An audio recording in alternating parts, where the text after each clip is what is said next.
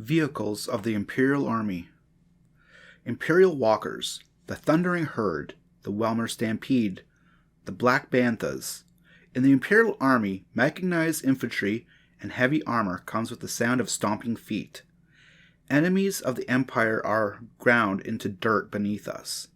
These are our walkers. Understand and respect them.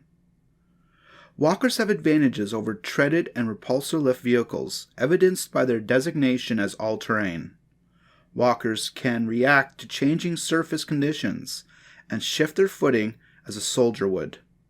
Yet they remain firmly connected to the ground to brace against the recoil of their heavy weapons. Walkers can operate freely with atmospheric conditions, such as those on Jeblem and Drogar. Prohibit the operation of repulsor lifts. They are immune to anti-repulsor lift jammers. However, not every walker is appropriate for every environment, and the Imperial Army does not settle for the lowest common denominator. Our walker variants cover every possible need. Walkers, Armored Assault, All-Terrain Armored Transport, or ATII.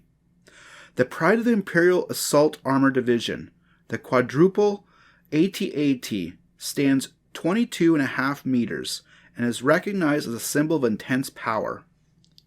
The ATII has a potent effect on primitive rimmers who see it as a gargantuan beast, as well as galactic citizens trained by propaganda to believe the appearance of an ATII means all is lost.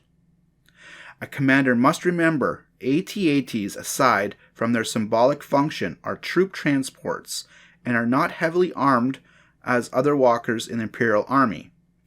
2 fire-linked heavy laser cannons are mounted on the chin. The 2 variable elevation mediums repeating blasters are mounted on either side of the head. ATIIs do not have rear-facing weaponry. To compensate for their blind spots, ATIIs must deploy in staggered formation and accompanied by support vehicles. The ATII carries up to 40 troopers and 5 speeder bikes, as well as modular heavy weaponry to be assembled on site. Troopers disembark by rappelling to the surface. The command cockpit is located within the ATII's head and is manned by a crew of 3, a pilot, a gunner, and a commander. The ATII can reach speeds of 60 kilometers per hour, and each footfall echoes with a tremor that is felt long before the walker itself looms into view. Planetary garrisons modify their ATIIs to suit the local environments with additions such as gas filters, heat recirculators, anti-corrosive sheens. Extreme modifications executed by the garrison on Cambaria result in the so-called ATII Swimmer, a design later produced as the Aquatic Terrain Armored Transport. The All-Terrain Tactical Enforcer, or ATTE. As the first walker to see extensive combat under modern battlefield conditions, the ATTE brought countless worlds to heel during the Clone Wars. The ATTE is essentially the predecessor to the Imperial Army's current array of walkers, and is so well built that many remain in active use throughout the mid and outer rim. Both an assault vehicle and a transport, the ATTE can deploy its 20 troopers from a rear-mounted staging ramp. It is operated by a crew of 7, 1 pilot, 1 spotter, 4 gunners, and 1 cannon operator. Its top-mounted mass driver cannon can fire bunker buster explosive charges, but it has a very slow rate of fire.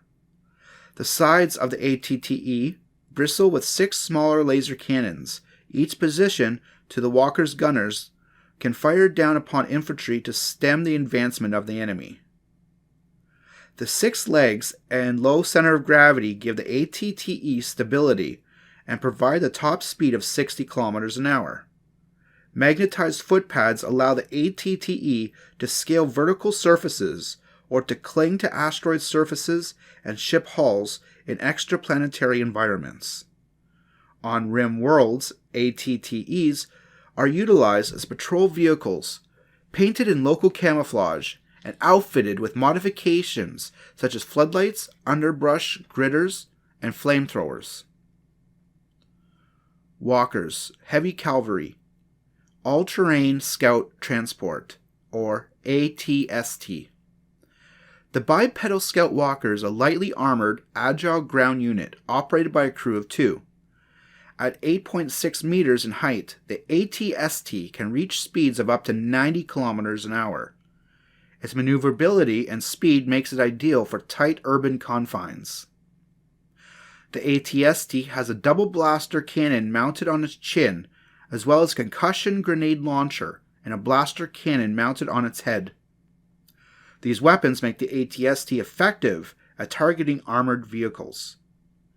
Its feet feature jettison durasteel claws for slicing through enemy barricades. It all possesses a gyroscope balance system to help it maintain its footing. Variants of the ATST include the Construction Transport, or the ATCT, which features repulsive beams for hefting objects, and the Missile Platform, ATMP, which features multiple missile launchers and a rotary chain gun. All-Terrain Personal Transport, or ATPT. As is evident by its designation, the ATPT is operated by a single trooper. It turns a soldier into an armored elevated weapons platform and adds extra firepower to standard infantry formation. Measuring 3 meters in height, an ATPT can reach speeds of 60 kilometers an hour. It is not typically used as a reconnaissance or hit and fade capacity. Its armor can withstand small arm fire, but not the heavier punch of anti-vehicle weapons. ATPTs generally support infantry and should never be expected to take a fortification on their own. Against enemy troopers or civilian riders, an ATPT can dole out impressive damage. Each ATPT is equipped with twin blaster cannons and a concussion grenade launcher, perfect for shredding tightly packed formations. All-Terrain Recon Transport, or ATRT. The ATRT is a recon walker, is a 2-legged, single-pilot vehicle used for reconnaissance, minor skirmishes, and picket patrols. While in use since the Clone Wars, the ATRT is still preferred over the 74Z speeder bike by several notable scouting units, including Lightning Squadron of the 91st Mobile Reconnaissance Corps. Standing 3.2 meters tall, the ATRT can reach speeds up to 90 kilometers an hour and can leap across large gaps. Although its open cockpit design exposes the pilot to hostile fire, it is a necessary trade-off for lightweight construction and mobility. The ATRT is armed with repeating blaster cannon that is effective against infantry and a mortar launcher for long-range strikes on enemy replacements. All-Terrain Defense Pod, or ATDP. This variant of the ATST has a low-set, heavily armored head with a single laser cannon mounted beneath its chin. The blister on the right and left sides of the cockpit are narrow slits that allow crew members to fire at flanking threats.